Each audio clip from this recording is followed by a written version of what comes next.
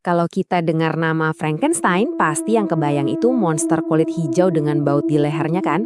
Tapi gimana kalau saya bilang, monster sebenarnya dalam novel asli Mary Shelley itu bukan makhluk itu sama sekali? Nah, kali ini kita bakal kupas tuntas lebih dari sekedar citra film horor untuk mengungkap tragedi inti yang bikin cerita ini abadi. Kita mulai dari sebuah peringatan yang bikin merinding ini. Ini adalah kata-kata Victor Frankenstein kepada seorang penjelajah Arktik. Dan ini bukan sekedar nasihat biasa, ini adalah pengakuan dari jiwa yang hancur. Peringatan ini jadi semacam pembuka untuk seluruh tragedi yang akan kita urai.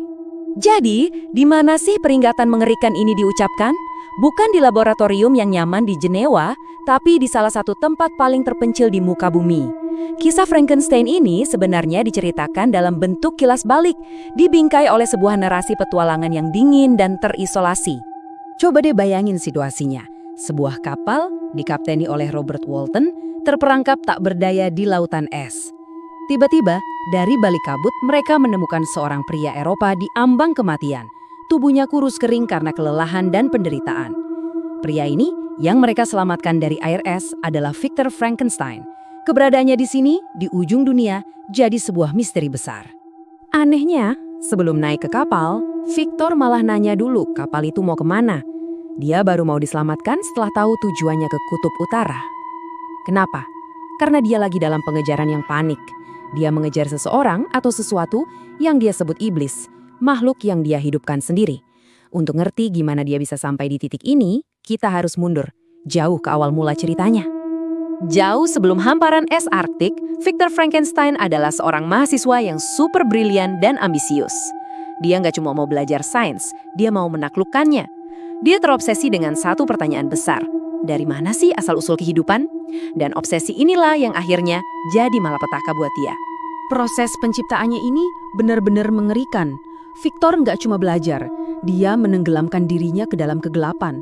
Dia menghabiskan siang dan malam di ruang bawah tanah dan gudang tulang, mengganggu rahasia mengerikan dari kerangka manusia. Dia jadi terisolasi total, mengabaikan keluarga, teman, bahkan kesehatannya sendiri. Semua demi satu tujuan ini. Tubuhnya melemah, pikirannya diambang kegilaan. Setelah hampir 2 tahun kerja tanpa henti, akhirnya momen itu tiba. Pada suatu malam yang suram, jam 1 dini hari, di tengah hujan dan dengan cahaya lilin yang hampir padam, Victor Frankenstein bersiap untuk memberikan percikan kehidupan pada makhluk yang terbaring di kakinya. Disinilah benjananya dimulai. Dalam benaknya, Victor sedang menciptakan manusia yang indah. Tapi kenyataannya, jauh panggang dari api. Sebuah horor. Kontras antara rambut hitamnya yang berkilau dan gigi seputih mutiara dengan kulit kuning yang nyaris nggak menutupi otot dan arteri di bawahnya itu benar-benar mengerikan. Nah, ini adalah titik balik yang krusial. Nggak ada kegembiraan seorang ayah, nggak ada keajaiban penemuan ilmiah. Yang ada cuma rasa jijik dan ngeri yang instan dan luar biasa. Mimpinya selama 2 tahun hancur dalam sekejap saat ciptaannya mengambil nafas pertamanya. Jadi apa yang Victor lakukan? Dia kabur. Dia meninggalkan makhluk yang baru lahir itu sendirian di apartemennya. Ini adalah kegagalan pertamanya dan yang paling fatal, penolakan total atas tanggung jawabnya sebagai seorang pencipta. Tindakan pengecut Victor ini jelas ada akibatnya. Penelantaran satu momen itu memicu serangkaian peristiwa tragis yang mengerikan, yang dengan cepat akan merenggut nyawa orang-orang yang paling dia sayangi. Timeline ini nunjukin betapa cepatnya semuanya jadi berantakan. Pembunuhan brutal adiknya, William, langsung disusul dengan tuduhan terhadap Justin, seorang gadis muda yang disayangi oleh keluarga Frankenstein. Selama ini, Victor tahu kebenarannya. Dia tahu kalau makhluk ciptaannya lah yang harus disalahkan, tapi dia tetap diam. Terus kenapa Justin dihukum?